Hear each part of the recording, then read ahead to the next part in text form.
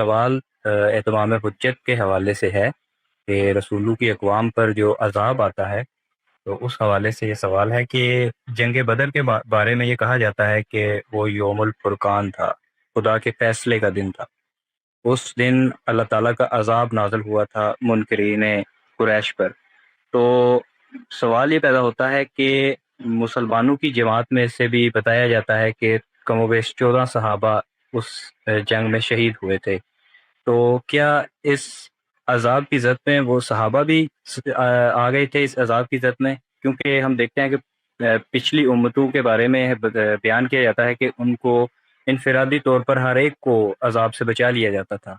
تو کیا یہ سمجھا جائے کہ صحابہ بھی اس عذاب کی زد میں آ گئے؟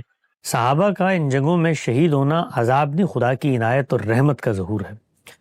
اللہ تعالیٰ چاہتا تو وہ آسمان سے عذاب نازل فرما دیتا۔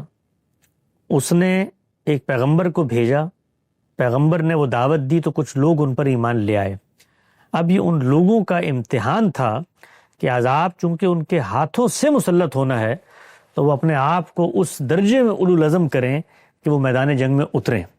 تو جب وہ میدان جنگ میں اتریں تو قرآن مجید تو یہ کہتا ہے کہ اس جذبہ سرشاری کو دیکھ کر کہ خدا کی راہ میں یہ لوگ جان دینے پر آمادہ ہیں، اس درجہ عظیمت پر کھڑے ہوئے ہیں، ہم نے ان میں سے بعض کو شہداء منتخب کر لی۔ الفاظ ہے قرآن مجید کے کہ ان میں سے ہم نے بعض کو شہادت کے منصب پر فائز کر دیا۔